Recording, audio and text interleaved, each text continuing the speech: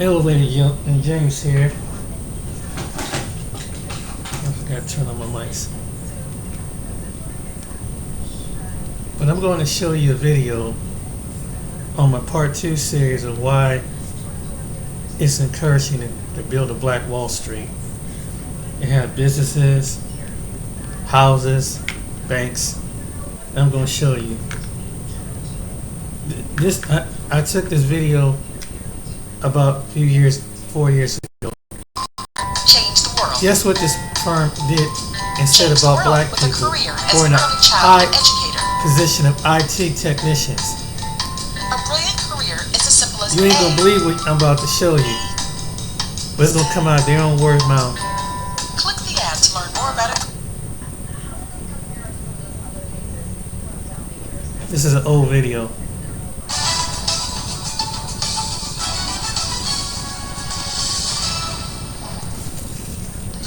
Well, there's a company by the name of Cynet Systems, and they are a IT hiring firm.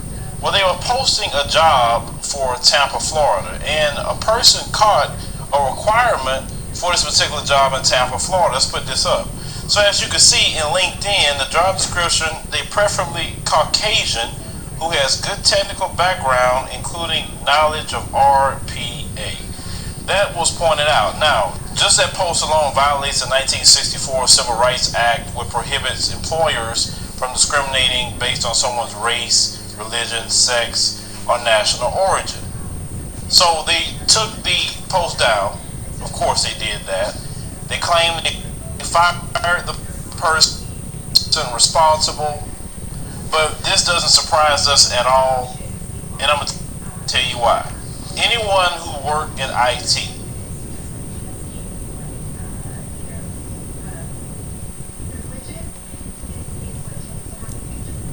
Sorry about the video. Let me see. knows that that field is very discriminatory. There's a lot of black people, even to the point that people like Jesse Jackson, of all people, was speaking about this maybe a year or two ago. And he was talking about how they do not hire black people in Silicon Valley. Not to say that black people don't go to school for those fields or they can't do those jobs, but they do not hire black people.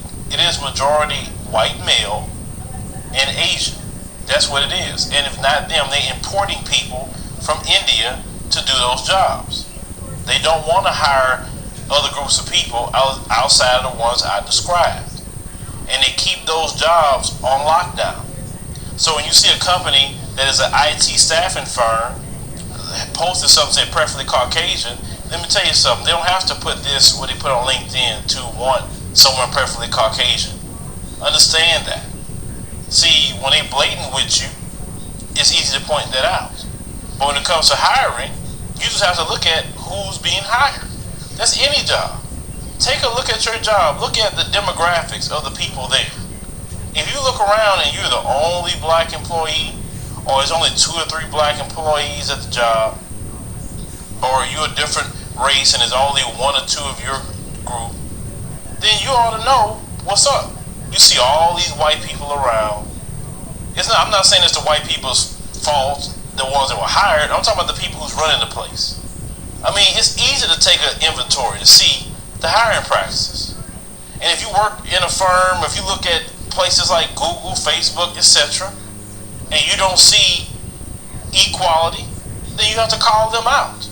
Because these companies use every last one of us to make their money, especially black people. You know that we make any website pop that we are. That's been proven. I've been told by people who's in tech that how hard it is for black people to get jobs in tech and IT. It's very, very hard. Not because black people aren't smart. Because one thing about black people, we can say for sure, we can't cheat. They won't allow us to. We don't have the hookups to pay somebody to get our children into prestigious schools. And even if we did do that, we'd be the first one they lock up. So no, we don't have that kind of hookup. So when you have a black student, they have to earn it completely.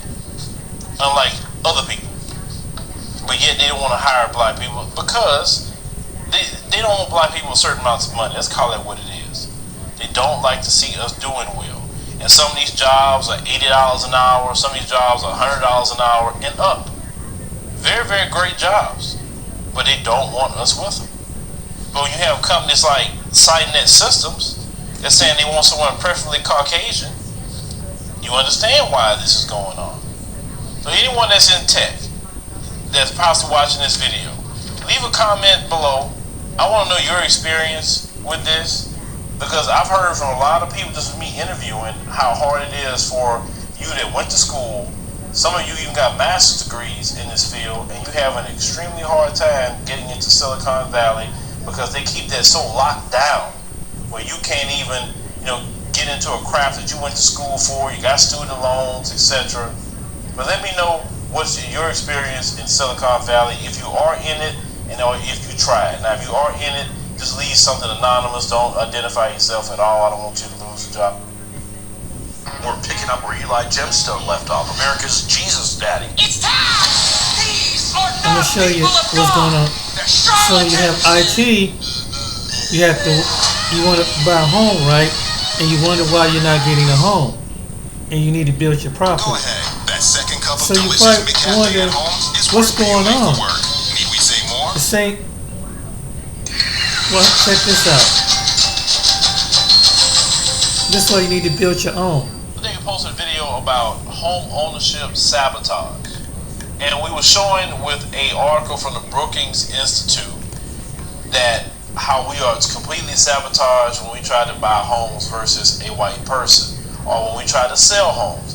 Now we have a short clip to show you of evidence of what that report was saying. This report is going to show how they treat black people and how they treat white people.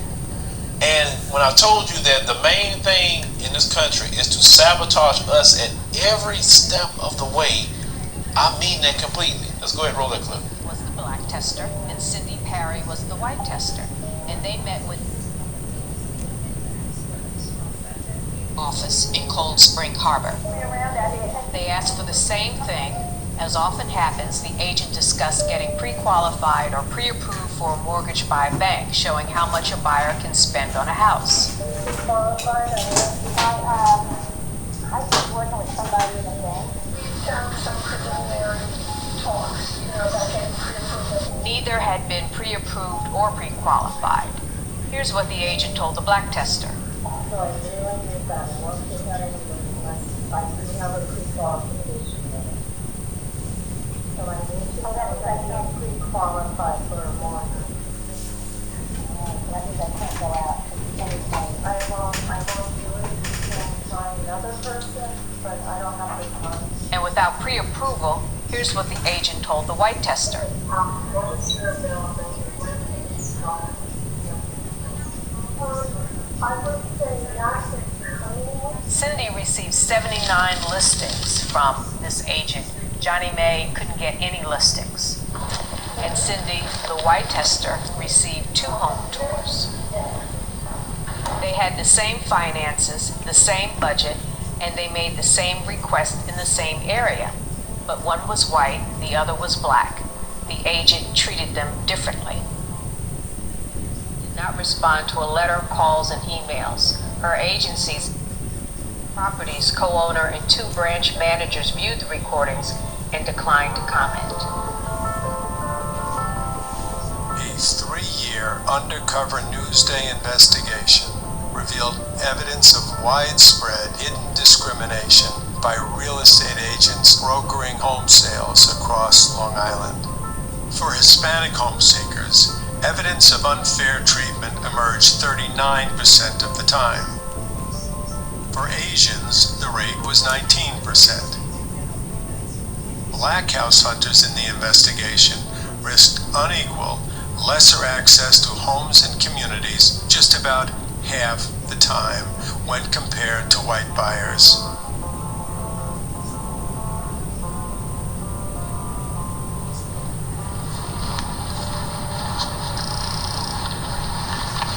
Kelvin Toon is a black man in his early 50s, and he went in to meet with an agent involving a test in the Brentwood community, a community that is 80% Hispanic and black. The agent communicated to Kelvin, our black tester, that she enjoyed meeting with clients from the Brentwood area. Every time I get a new listing in Brentwood or a new client, I get so excited because they're amazing people. When we sent Kelvin's counterpart in to meet with the same agent, the white tester was actually warned about Brentwood not being a nice place. The nursing home we need to be near is in Brentwood. Okay. And so we found a couple that are in Brentwood. Pretty close to each other. Okay. And it just seemed like those would be handy also for going Do you to want to visit. give me them and I'll look into them for you? Or? Yeah, I can do that. That warning came later to the white tester saying there was concern about gang activity going on in Brentwood.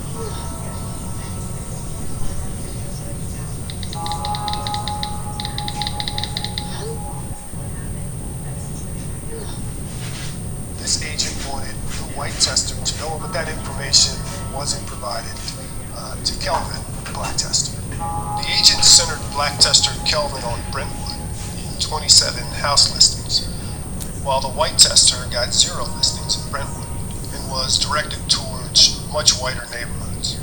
So you saw exactly everything that happened. How more blatant can you be? See, when I talk to you guys about the sabotage, that's what bothered me more than anything. I can care less you call me an N-word or whatever name you want to call me. It's the sabotage of black people's hard work. It's making them go through extra steps just to get one little thing. You saw the lady that said the same thing. I don't have pre-qualification yet. Oh, I can't show you nothing. I ain't got time. But the white woman gets to see 79 different homes with the same thing. Same thing, but just because of the color of your skin, that's the way you treat it. And it's like that in this country in every area for us. For me, as I told you guys before, I understand it. And I'm completely sick of it. And this is not going to change because these people don't want to change it. Because if they wanted to change it, they could change it like this overnight. And they don't want to. This is why you always hear me say, once I went the first time to the continent in Ethiopia and saw, wait a minute, we treat like human beings here. Wait a minute, you can't be sabotaged on color here. It is what it is. You do what you got to do here.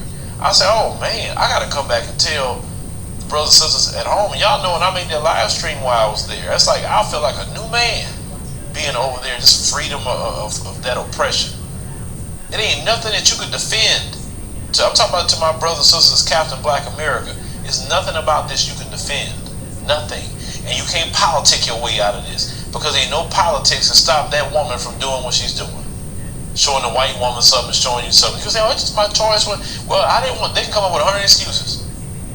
In order for you to change this, you have to extremely micromanage with laws. You know what I'm saying? And fines. And jail time for them not to be that way. It is taught in the home to treat us less than, to have a hatred for us. Every area in this country treat us less than.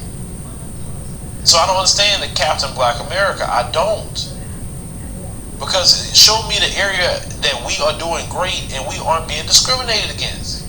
And I'm not talking about nobody committing crimes. I'm talking about hard-working black people that get yourself up every day, go work to pay your bills. You discriminate on your jobs. You discriminate in housing. You discriminate in education. You discriminated with the police. You discriminated in the medical field and how we treat it. You discriminated in sports. The only time you can be something in sports is a player. You can't be a coach. You can't be a general manager. You can't be an owner of a team. You understand what I'm saying? As long as you're on the music industry, you can just be the rappers and the singers, but you can't be the CEOs. You can't do that. You can't run Hollywood. You can't do anything at all. They want to make sure to undercut and sabotage you in multiple ways. They can outright do a racism. They can bring other people in with less education and put them above you and sabotage you with jobs. There's so many ways they do it. That's why I say we need to level the playing field by getting on the continent.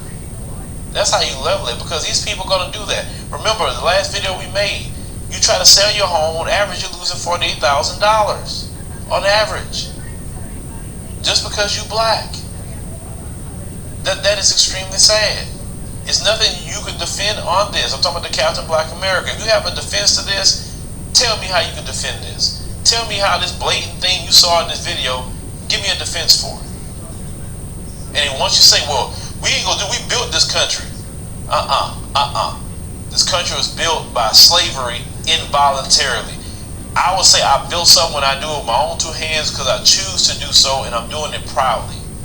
That's when you can take pride and say I built something. We were building things involuntarily, beaten, maimed, killed. I mean, when I read and listen to stories about black people, if they don't get a certain quota, they beaten half to death. So you can make money for these people. I can't take pride and say we built something. We don't even control it. What thing you build that you don't control? I don't take pride in saying we built anything as I'm looking more and more into our history. Our ancestors were buried here. They didn't want to be buried here. That wasn't a choice for them. They'd rather been in Africa where they was at already, doing their thing. Riding in the bottom of ships, being thrown overboard. Some sacrificed themselves not to come over here because they said death is better than bondage. Some of them in the ocean. Stop trying to romanticize our stories. Nothing to romanticize. The brutality of slavery, the brutality of Jim Crow, the brutality of everything that we ever dealt with is not nothing we need to romanticize. Because none of the slaves wanted to come here. Everyone else comes to this country because they choose to. For whatever the reason they choose to.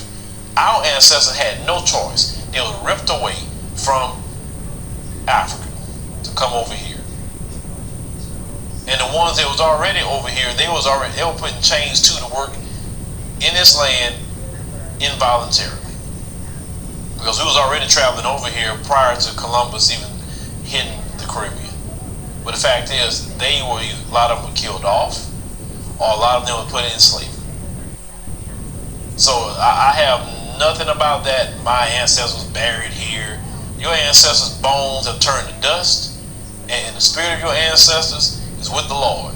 And the spirit of your ancestors and the Lord wants you to start looking at your situation. Have you ever thought, and I thought about this, maybe it's getting perpetually worse for us because maybe God's trying to tell us something? I know some of you, He's trying to tell us to fight. Fight on what? Seriously. One of you say, Phil, I like you, brother, but I'm really not liking some of the message you're putting out there because I'm putting out a message of reality. It's a reality message I'm putting out to you. Show me how you're going to fix this video that we just seen here. Show me how you're going to fix it for the millions upon millions of black people in America. Please show me how you fix it. You think the Democrats going to fix it? No. America works great for the Democrats. You think the Republicans going to fix it? No. It works great for them too. Why would they fix anything? It's no advantage for fixing anything for them. Democrat, Republican, they both got white privilege. It don't matter who's in office for them. So explain to me how you're going to fix it. I'll change my tune tonight. Explain to me how you're going to fix it for African Americans who are working hard every day. Why should our homes be devalued for the color of our skin? Let it be devalued because we tore the house up. It's not a good house. We didn't take care of it. That's fine. I get that. But show me how you're going to fix this video. Show me. You tell me. You tell me. I'm sick of watching us being sabotaged, man. For hundreds of years, that's all we've been doing, sabotage. Build Black Wall Street, they destroyed that. Build Rosewood, they destroyed that. We had a town around the area where Wall Street is at today, in the New York area, destroyed it. The Central Park area, that was a town in the New York area. That was a town. Black people. Take that. Everything we've ever built, it took and destroyed it. Taking all our land from us, farmland. Millions upon millions of acres of land. It's taken away from us, destroyed and burned things down. How are you going to fix all that sabotage? Reparations, they don't want to pay it, even if they did pay reparations. How is reparations going to stop the sabotage? We just have more money for them to take from us. The smartest thing to do with reparations is to take yourself and get you some homes on the continent. That would be the smart thing to do. Because they can't undercut you then. But y'all need to think a little bit of some of the things y'all saying. I know you want to romanticize some things about our past, but it's an ugly thing. Our past is very ugly, and they should never not know the brutality of slavery and what they've done to us. Our ancestors didn't want to be on their plantations. You talking about we built America. Why do you think they had an underground railroad? Why do you think They had slave rebellions. Why do you think slaves ran away? They didn't want to be there building America. They didn't want to be there doing that crap. They weren't getting paid nothing. They were treated horribly. I gotta stop it all that we built America crap like we benefiting and everything great for us. We have equal representation in government, equal representation with all the judges, equal representation on law enforcement, equal representation on mayors, governors. They don't have a black governor, not a one.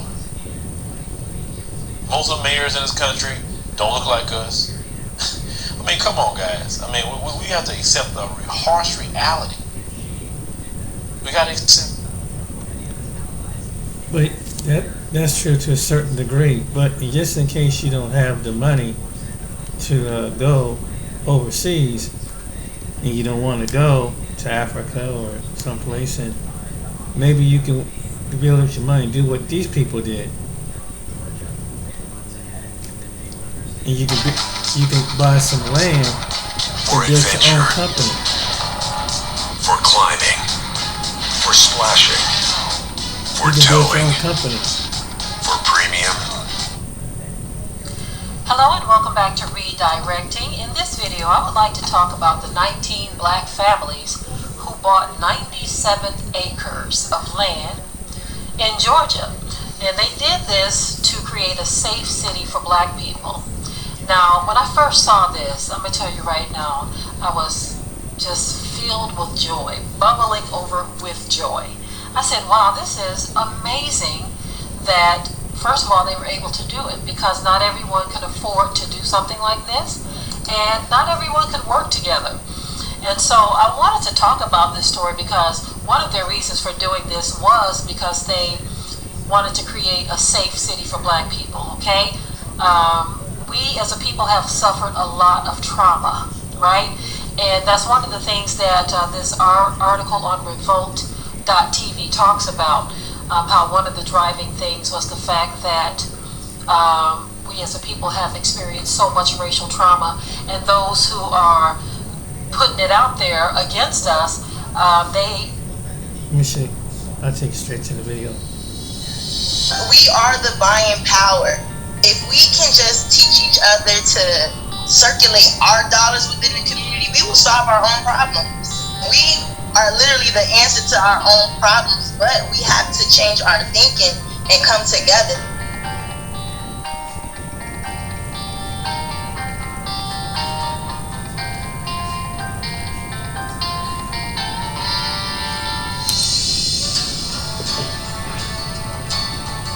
My name is Renee Walters, and I am the president of the Freedom Georgia Initiative. I have a black husband, I have a black son.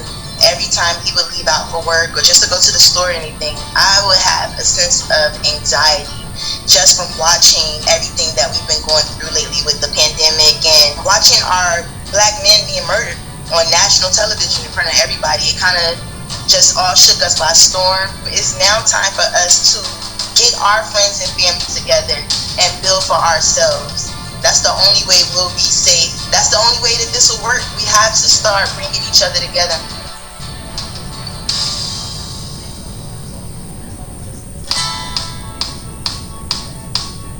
Well, we're looking to get amenities on the land. We want to have a place where you can have weddings, a nice retreat. We'll have tiny homes. We really just want you to come and hang out and feel safe. You don't have to worry about the Karens of the world and anything like that. You just come and have fun. We'll have a sportsman area with fishing, hunting, shooting range, ATV trails. We really just want to build a tight-knit community for our people to just come and breathe together. I know they have a bad stigma that, black people can't come together, but just like how Black Wall Street, their dollars circulated around 11 times before it left the community. And that's just something we want to bring back. We want to encourage businesses to come, and we want to circulate our dollar within the community before it leaves out to someone else. We want to make everybody in our areas wealthy. Well, every time we go to the land and in the actual cities, like we haven't received any backlash. Everyone is really nice and welcoming. It's the internet trolls, the negativity in the world, like, oh, you guys are gonna fail. Isn't this segregation? This is not what Martin Luther King stood for, and it's not us segregating ourselves. It's just we're building where we can come and be safe. Like Chinatown has these areas. You go up and down Buford Highway, you can't even read some of the signs because it's not in our language, and nobody has a problem. And why is it that when we want to build, we're considered racist or we're segregating ourselves? Why can't we have our own safe haven? Every community has them. Everyone is welcome in freedom. But it is basically based on seeing black people flourish. And that's all we want, because every time we try to, somebody tried to burn it down, or we got some type of backlash, and I'm just tired of that. It's time for us to build our own.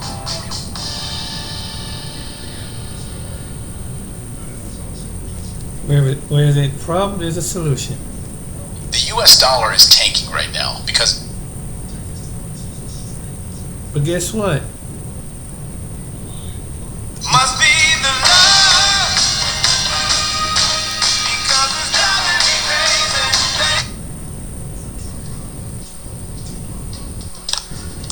I know thy works, and tribulation, and poverty, but thou art rich.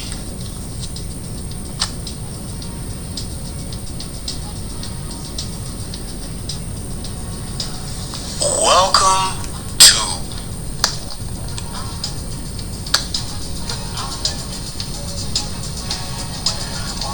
the Black Excellence and Abundance Channel.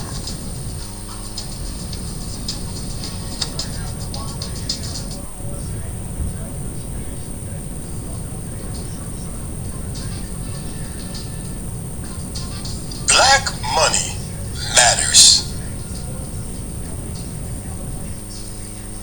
2 black-led banks, City First in Washington, D.C., and Broadway Financial Corporation in Los Angeles, California, announced in August of 2020 that they had entered into a transformational merger of equals agreement to create the largest black-led bank in the nation with more than $1 billion in combined assets under management and approximately $850 million in total depository institution assets. Combining the 2 institutions will increase their collective commercial lending capacity for investments in multifamily affordable housing, small businesses, and nonprofit development in financially underserved urban areas, while creating a national platform for impact investors. Brian E. Argerett, Chief Executive of City First, will be Chief Executive of the combined company, which will use City First as its bank's brand, but keep the publicly traded Broadway Financial Corporation as its bank holding company. Wayne Kent A. Bradshaw, Broadway's chief executive, will be the chairman of the combined company. Broadway and City First are community development financial institutions, CDFIs, and have a long-standing history of advancing economic and social equity through the provisions of capital in low to moderate income communities. The combined institutions will maintain its CDFI status, requiring it to deploy at least 60% of its lending into the low-moderate income communities.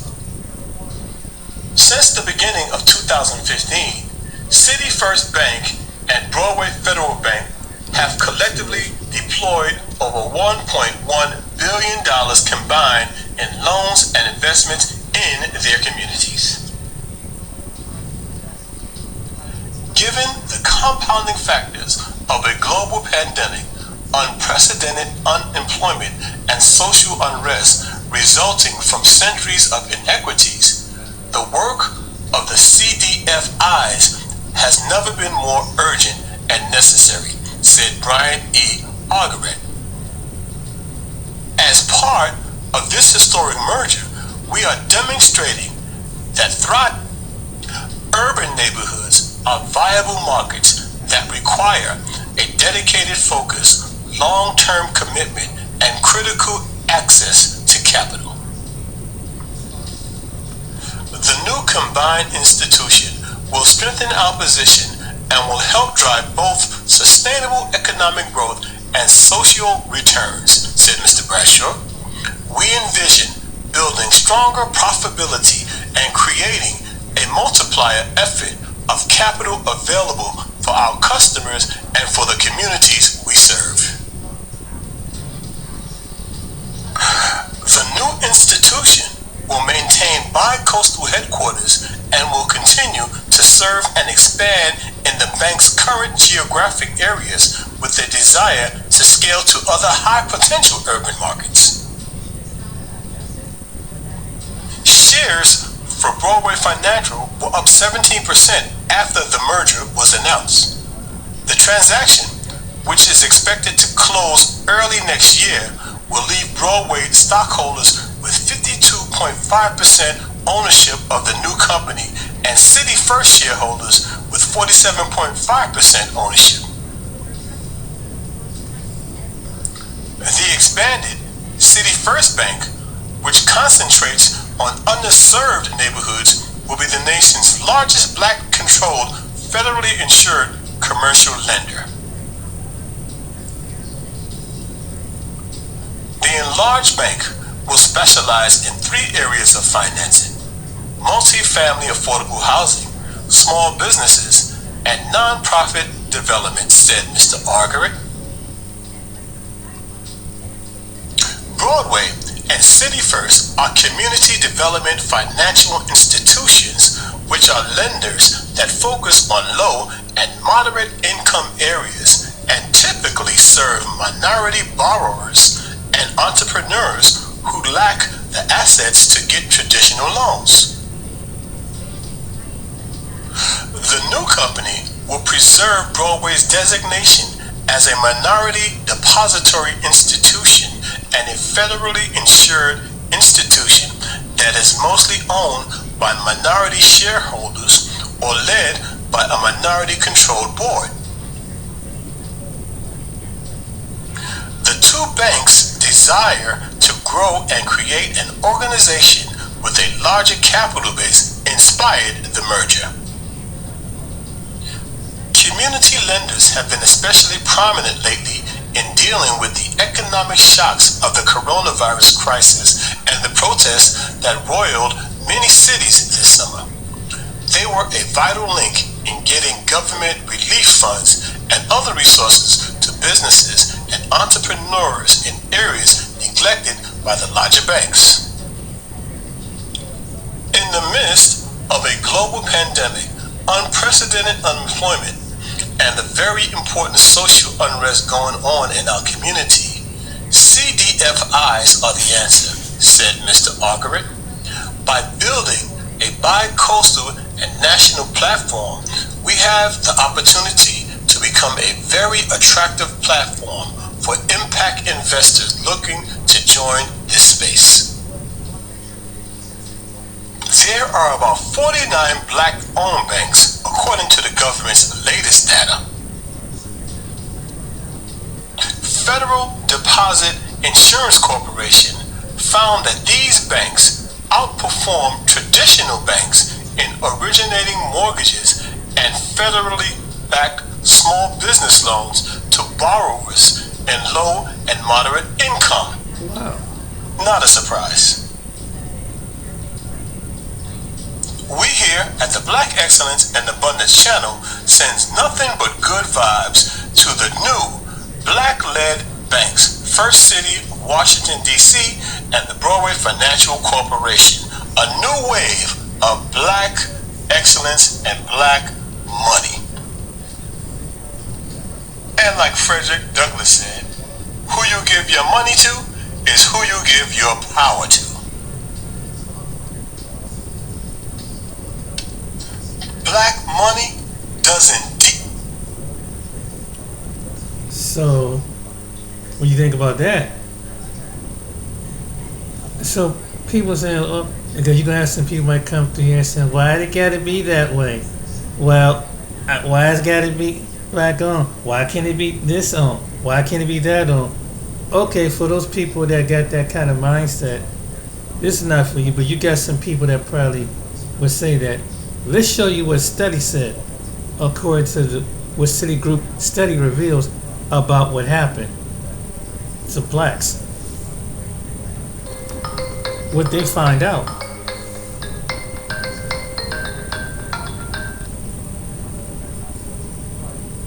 And we're not just whining. We're not just crying, complaining.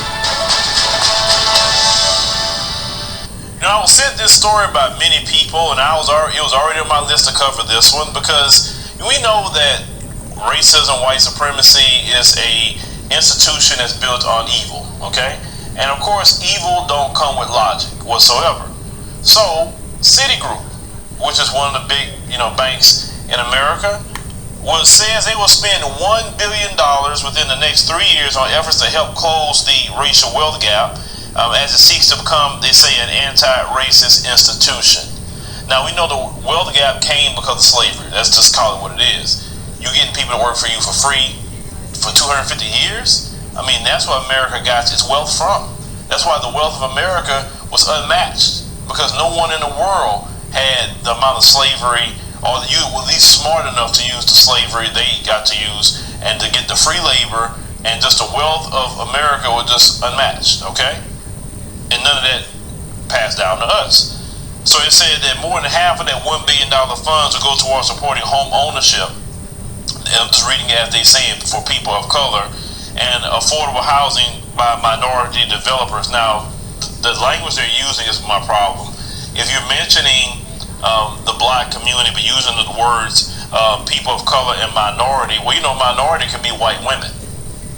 That's the first people I go to when I hear the word minority. Right. I don't think of nobody else for white women, because white women have slid themselves into the minority category. Right. And you say people of color, what people are you talking about?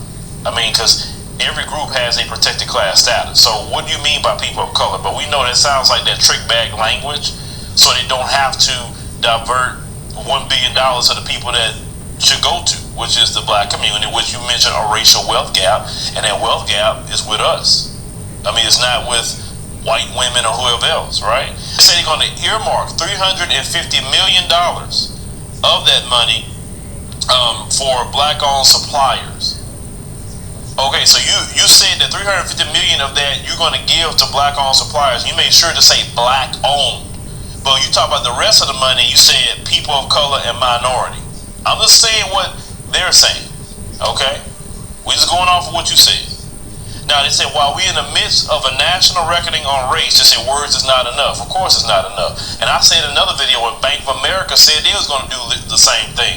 I said, if you want to help out the black community, there's two ways you can help out the black community. One, home ownership loans. Black Americans need homes. Two, small business loans. That's the two things that you can do if you want to be a part of the change in America. Without those two things of home ownership and small business loans, and I mean home ownership under a fixed rate, not an adjustable rate mortgage, where a lot of black people got in trouble during the housing crisis.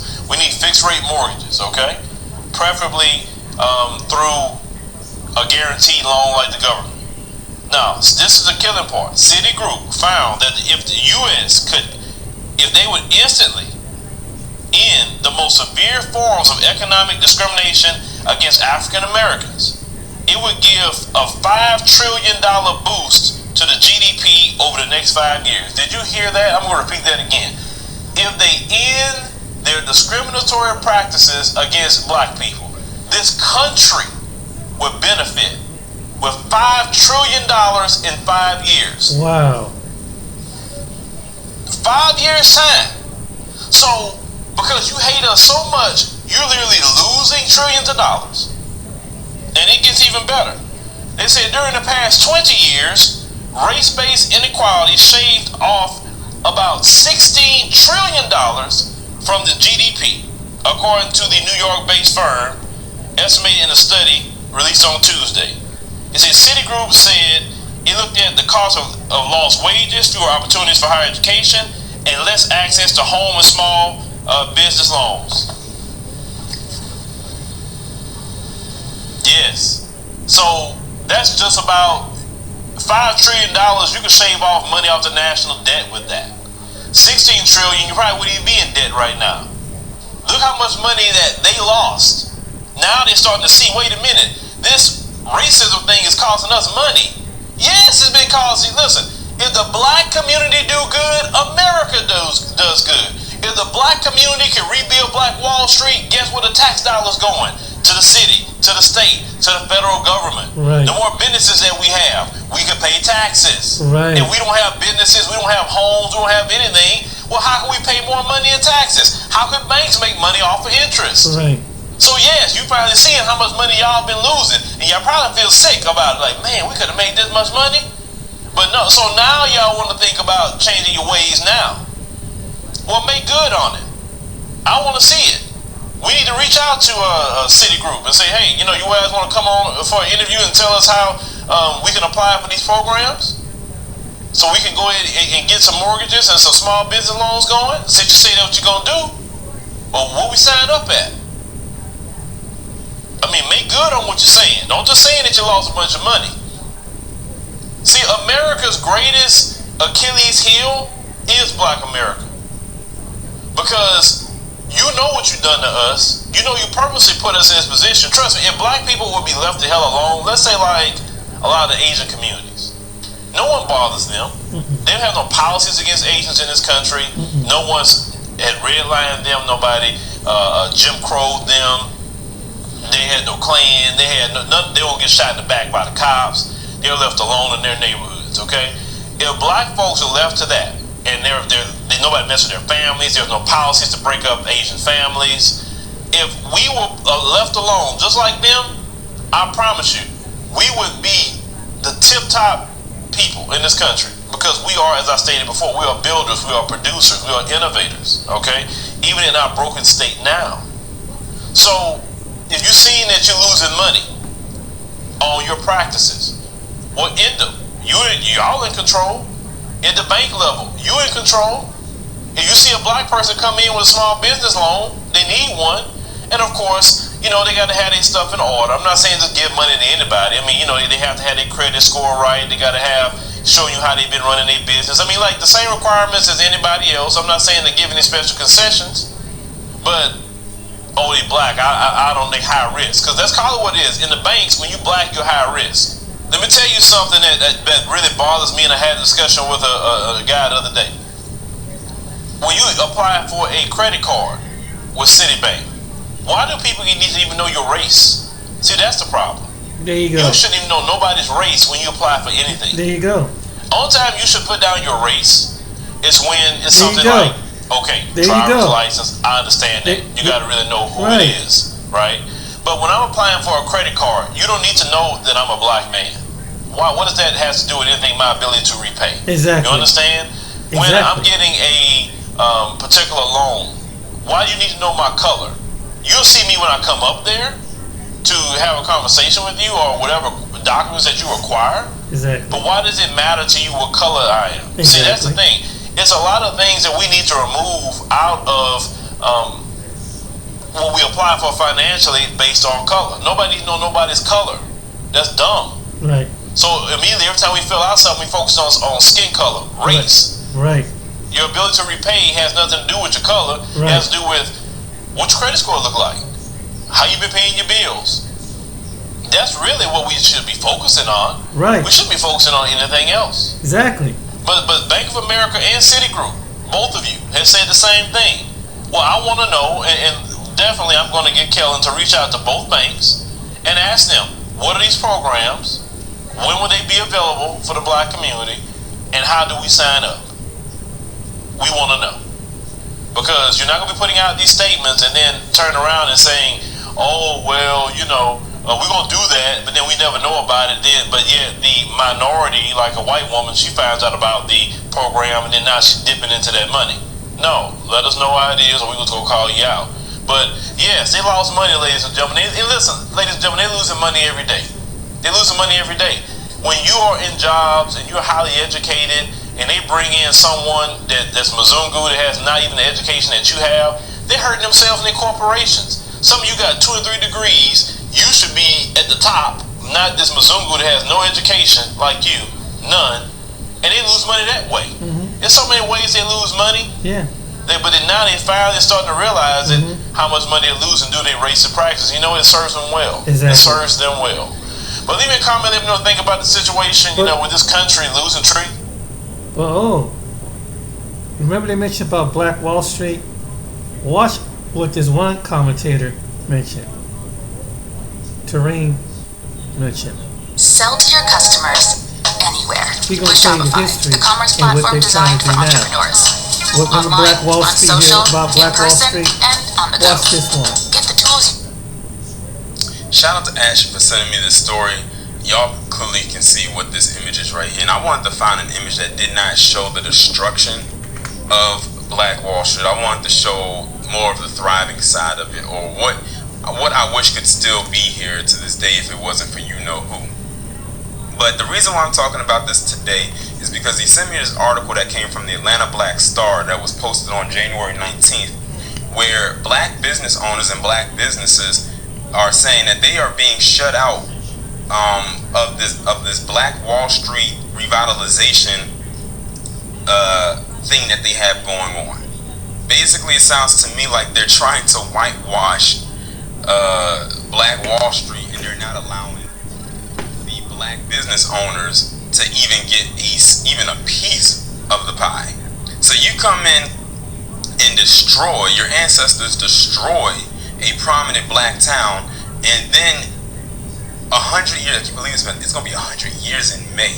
100 years later, you shut out black people from getting businesses where black business literally thrived at one point. What have I told y'all about Palm Color not being far removed from their ancestors? You're going to destroy the town and then build on top of it for your own benefit. Because believe it or not, they didn't just do or kill people and destroy the town and businesses. They also looted and took money to put into their own businesses. A lot of businesses that are thriving today that are white owned, especially if they're probably in that area, came from the destruction of this town. Just like a lot of businesses, like Fortune 500 companies, today are thriving off of slave labor. And these are the same people that say we don't deserve reparations. We literally built, our ancestors literally built this establishment on their back, day in and day out for over 400 years, and didn't get a dime for it. But guess who did get paid? The slave masters. They got paid for loss of labor, loss of property labor. The nerve. The article reads, amid the revitalization of the business districts in Tulsa, Oklahoma, black entrepreneurs say they are being shut out of acquiring loans, tax incentives, and property in the most desirable regions 100 years after the Tulsa Race Massacre. Doesn't that sound like something a lot of black people go through today when they say business loans and tax incentives? It sounds a lot like what a black business owners go through today when trying to acquire that outside of this. About $42 million worth of tax incentives and loans intended to fund development in Tulsa's historic Greenwood district has largely benefited white-owned firms that won the majority of contracts to develop lucrative parcels closest to downtown.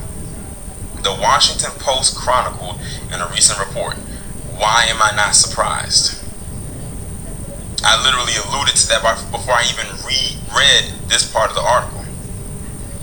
Under Oklahoma law, the distribution of these incentives and loans is governed by a race-blind process. City officials have only recently turned their attention to racial disparities in property ownership in the district. Although officials plan to make more land available for redevelopment, the black entrepreneurs have already been shut out of the most desirable areas of Greenwood. Basically, they got gentrified out.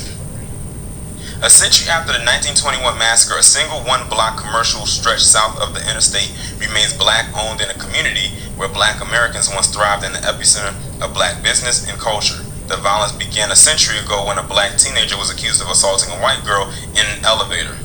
Their go-to lie. When a group of black men showed up at the courthouse to defend the teen, who was barricaded inside the building with the sheriff, a fight ensued with a mob of white men, and the melee became a conflagration of violence that carried to the Greenwood district. Over an 18-hour period in 1921, between May 31st and June 1st, white mobs attacked, burned, and looted thriving business district that had become known as Black Wall Street. Thousands of survivors were left homeless, and reports of what occurred were largely silenced in media reports.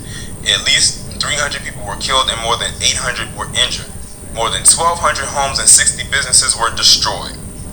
No black property owners received compensation, and city and state officials did not commit money to rebuilding the community in the aftermath of the attack. Tulsa native Guy Schroep, who owns a coffee shop in the Greenwood district, expressed frustration about the disparities in land and property ownership in the region.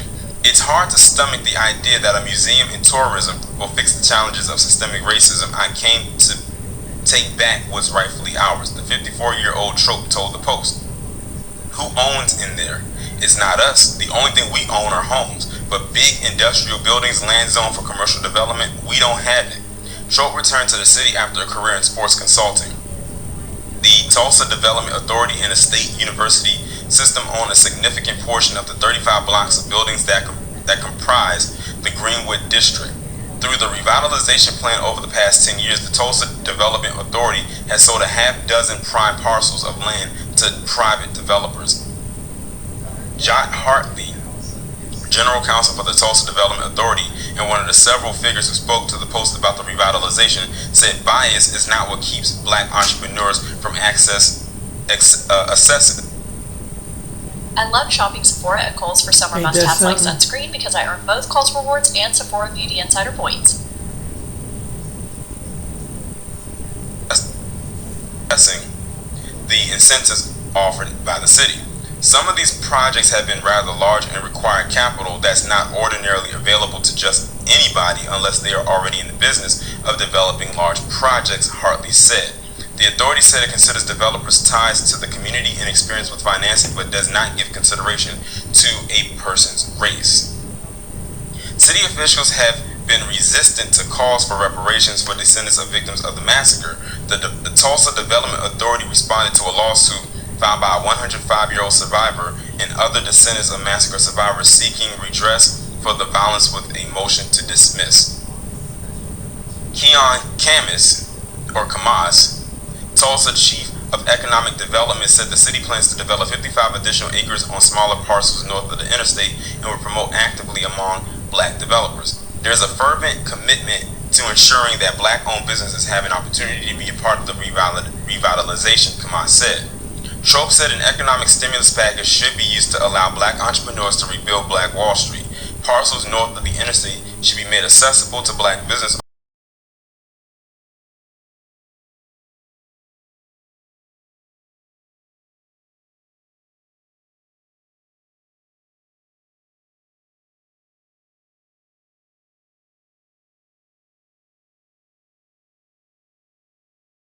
Was That's a what they plant. telling I you. believe that white girl was a plant.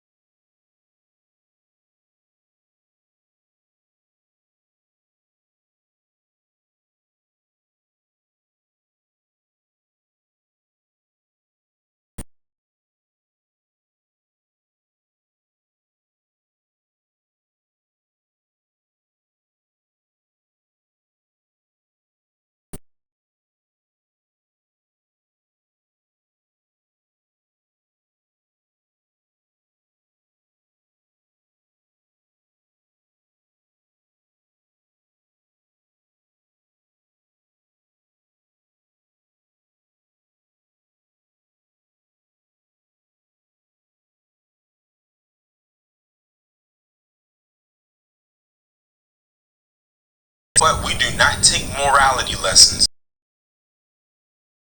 at how they acted as a collective on January 6th.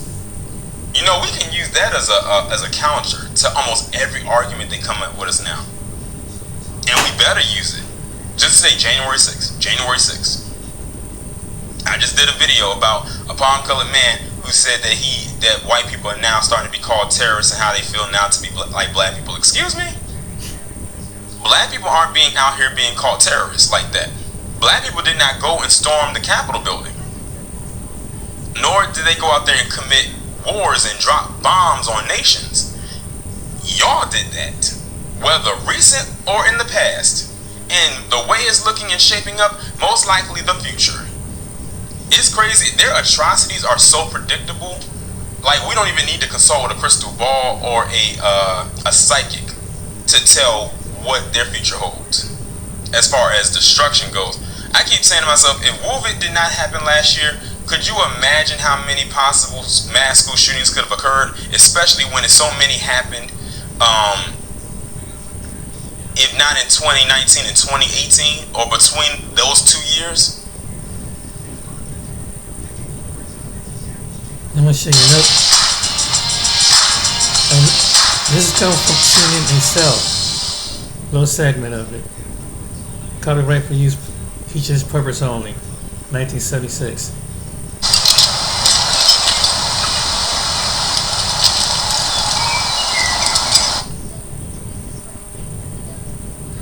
Since the coronavirus outbreak was declared a pandemic, hundreds of thousands of businesses have been forced to shut their doors. Some permanently.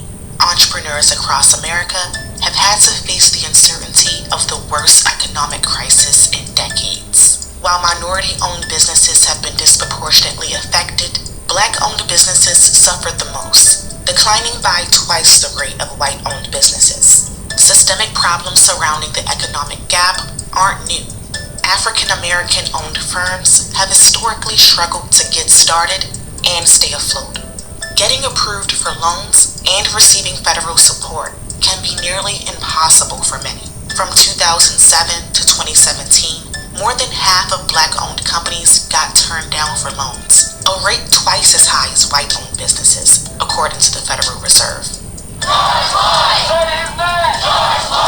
In the summer of 2020, the murder of George Floyd sparked a renewed interest in the economic advancement of black people. Businesses owned by people across the African diaspora saw huge surges in sales as people poured out in support. It was very bittersweet for me because almost immediately I saw a surge in sales during that time last summer. And so there was this part of me that was extremely excited to see, so much support. On the other hand, it was very saddening that it had to come off of the heels of someone dying. So why do black entrepreneurs continue to lag behind whites and other minority groups in terms of market share? And what will it take to keep them in business?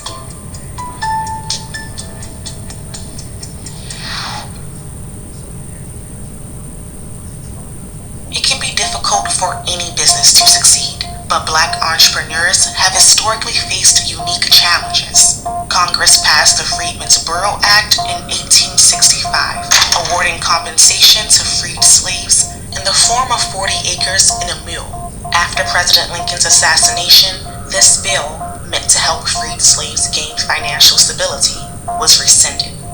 The legacy of slavery and Jim Crow left African Americans at a lasting economic disadvantage. Without an equal footing, poverty continued to cycle through descendants of those slaves, creating a long history of wealth inequality. What you see is that the median level, or the kind of 50th ranked white family in the US, has $170,000 in their net worth. When you compare that to the average black family in the US, what you see is that same comparable black family has $10,000. So these levels of inequality, you can see business ownership or business success is kind of at that high end where we see just enormous amounts of inequality, especially when we start looking at revenues or employment size or the scale of the business. While America has a long history of black entrepreneurship, it also has a history of racism and violence that This systematically undermined efforts of African Americans to get ahead in the business world. Several exclusively black communities were home to thriving businesses in the post-Reconstruction era. The Greenwood district of Tulsa, Oklahoma became widely recognized as Black Wall Street, an affluent black community ripe with businesses, banks, and educated professionals. But in June 1921, the entire town was bombed and burned to the ground by a white mob. And what happened was just that black businesses did not have the money to recover after they were targeted, after they were attacked, after they were burned down to the ground, and through the system of oppression, as well as these notions of fear. And so you have this desire, of course, to rebuild, but with what resources? So it wasn't just individuals who were targeting businesses. You had the cops who refused to protect these businesses. You had the judicial system that refused to prosecute. And so it just really wasn't safe for African Americans to continue to be entrepreneurs in this climate. The hope for black wealth in America burned, stripping families of their opportunity to create generational wealth. Having a family background in business is really important. So for example, if your parents are business owners, you're twice as likely to be a business owner yourself than someone who doesn't have parents that are business owners. Now, if you go back, a generation or two generations, if you have low business ownership rates then it gets kind of passed along to future generations. And so that creates this kind of barrier that you don't have that family business experience.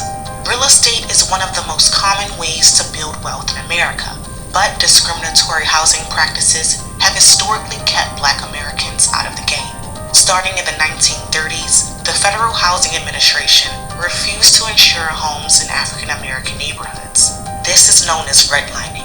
What would be the reaction of the community to a Negro family moving in? Oh, I don't think they'd like it. Black people were kept out of the newly developing suburban neighborhoods and pushed into urban housing projects.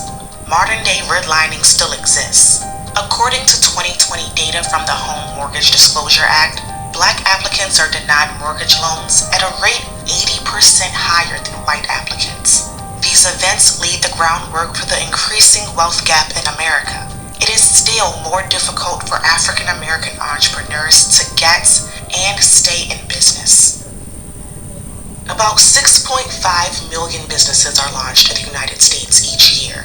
There are 6 different types of businesses to file under. Each of these defines how a company will handle taxes, liabilities, ownership, and finances. There are 30.2 million small businesses in the U.S. They make up about 99% of all businesses, but only a fraction of them survive. 20% of small-owned businesses fail by the first year, 30% by the second, 50% by the fifth, and by the 10th year, a staggering 70% of businesses have shut off their lights.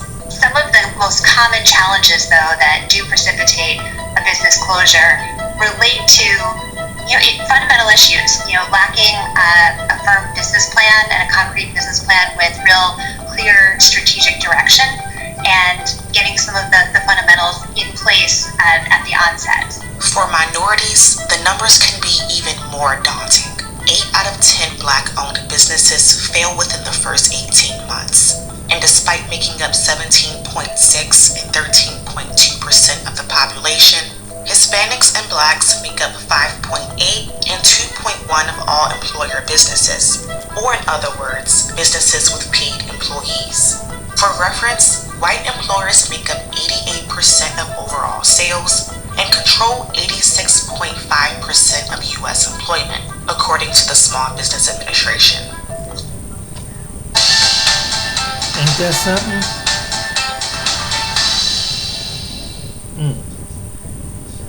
Lack of capital is the biggest challenge for African American small business owners, and studies show that Black-owned firms have weaker ties with banks.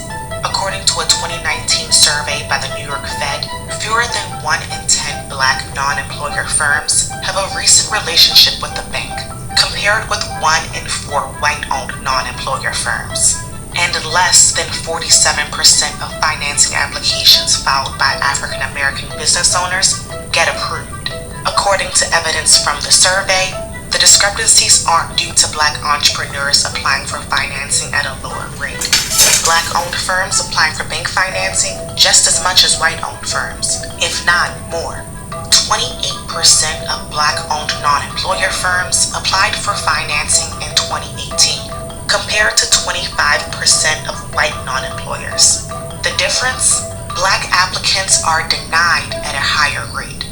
They tend to be concentrated in industries that require less startup costs and are less capital intensive. But on top of that, so that setback has an impact as well on the ability to secure bank loans, lines of credit, because of course in those cases when you're an entrepreneur, you're starting out, what are you going to pledge? You're going to pledge your personal assets, whether it's your house or other type of collateral. And so if you're starting out where you're at a disadvantage there, that's going to create headwinds for you in securing external capital for your business. In the summer of 2020, a study by the National Community Reinvestment Coalition found a disparity in the way Black and white loan applicants were treated. The study highlights one example where a Black applicant was turned away for not having an account with the bank. That same bank encouraged a white applicant with a similar profile and credit history to open an account and offered to send PPP information. Fear plays a part too.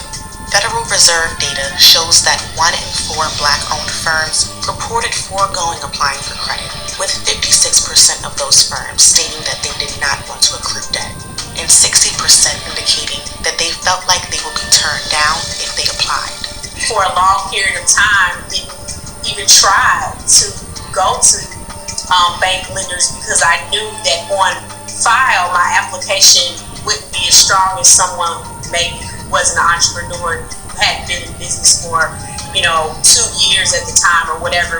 My application wasn't strong, and so I'm sure that lots of entrepreneurs go through that as well. COVID-19 has exacerbated some of the issues facing the Black community.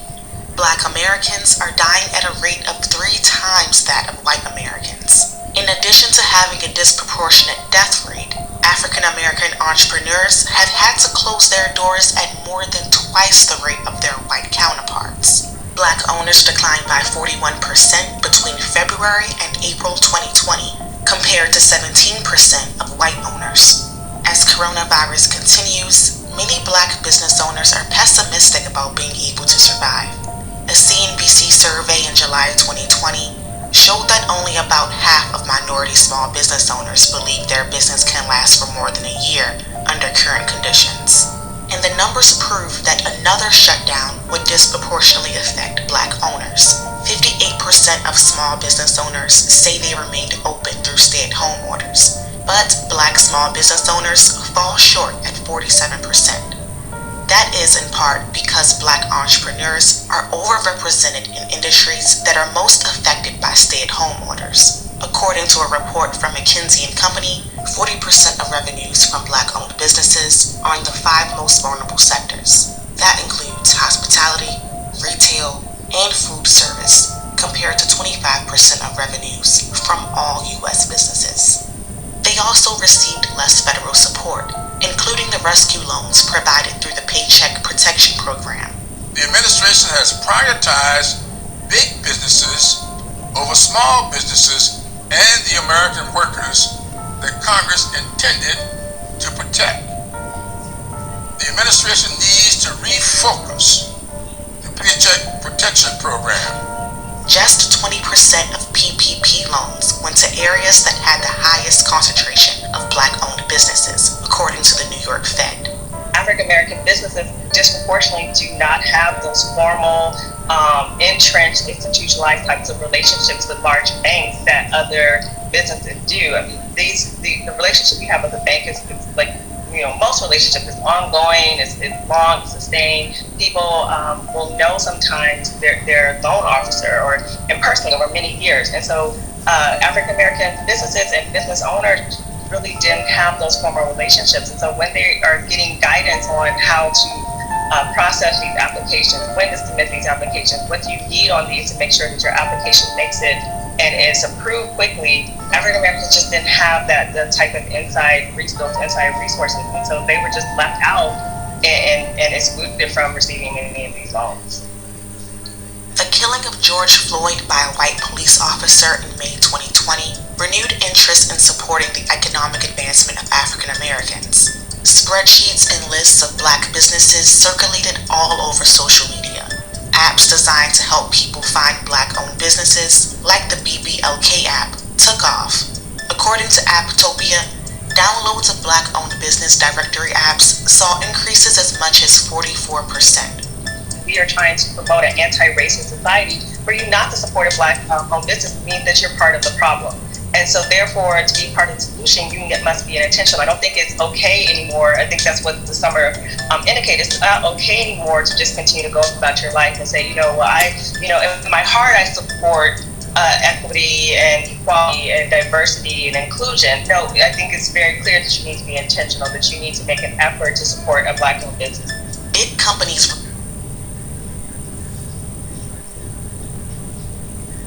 Amid global. I'm going to say it right quick. It's strange how they talk about this topic. I've written a play about this about 20-something years ago. I handwritten a play, and it talks about the banking is about there was these 4 characters about a bank representative, to his assistant, a black man and a white man, and what was going on.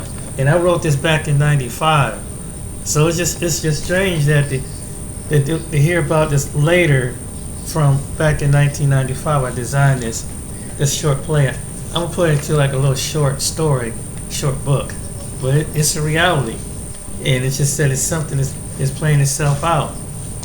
But I don't want to make this video too long. Yeah,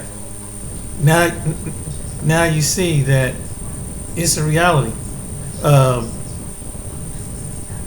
it's good to support your own.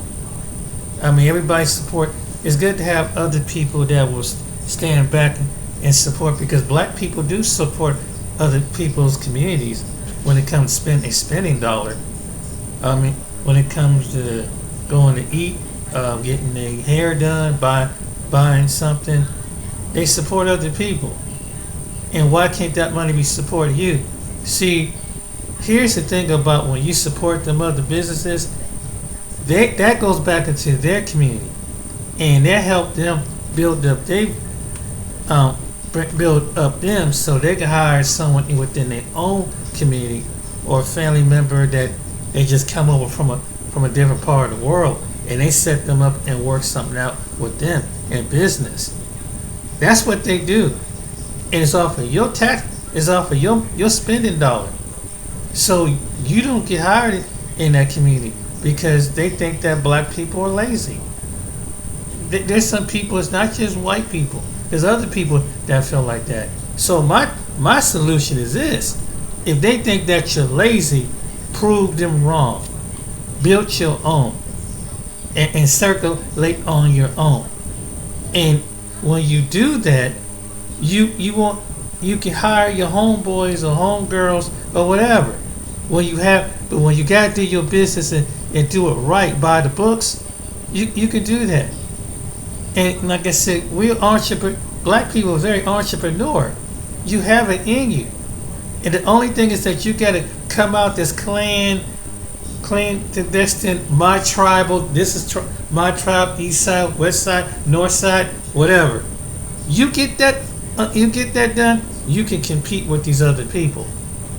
And stop hating on each other, regardless of your religion, your belief. Put all the ego to a side, because the plan is bigger than what it is. And if you want the income, you want to circulate that dollar back in your community and rebuild, and maybe Wall Street might have to start behind the web, like the apps, to build up. So I would encourage you to do that. Go ahead and build something up, and you see how, and then if those able to get land, maybe try out the black banks, and you know what I'm saying, and black credit unions. Hopefully they'll work with you. They won't put you through that nonsense. Forget these other ones. Circulate your dollar, and then Maybe establish some businesses overseas, like Phil said. Establish those connections. Come out your boundary and think big, man. Some of us is gifted with that. Utilize that gift, man. You utilize it. If they don't, you don't, they will. They'll come on to your game and try out underbid you and outsell you. And therefore you help out your own people. And I said this a long time ago, it's about race for the resources. All these other people competing for your resources. Some will be friendly with you, but the reality of it is, it's about the resources. It really is. And it's a jealousy, it's a resentment. Watching you, despite all the things you've been through, you're not privileged at a high level. It's only certain individuals are made it to the high level. Black people as a whole ain't selective in America at a high level. You see that with the health care industry and all these other different avenues. Like the video said, and if you want to survive, that's what you got to do. You got to really think about yourself as the collective. And the ones that don't, the black people that don't, they just gonna have to go ahead and just be part of Babylon, as they say. But it's important for you. That's why you gotta stick with business, man. You gotta stick with it, because all these other special interests and groups are taking a part of it. You have the LGBTQ come in on it. You'll have other people come in on it. Why can't you do as heterosexual black men and black women with black children? It's just for you. Worry about the other stuff with your sexual orientation. Worry about and all this other stuff later. But not everybody's here, because when they do, you see what Biden does. He specifically get it and pass for people other than you, and he played you as his hand puppet. Oh, he'll kind of have a couple of black people as a shade. He'll give you a holiday as a shade, but he don't give you tensions. He's not going to do it, because he's a Dixiecrat, and that's the truth.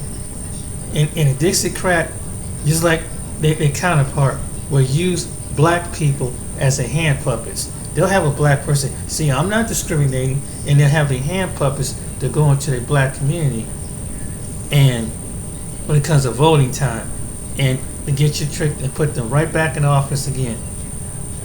You best research and study these people on the internet. That's my suggestion to Black America.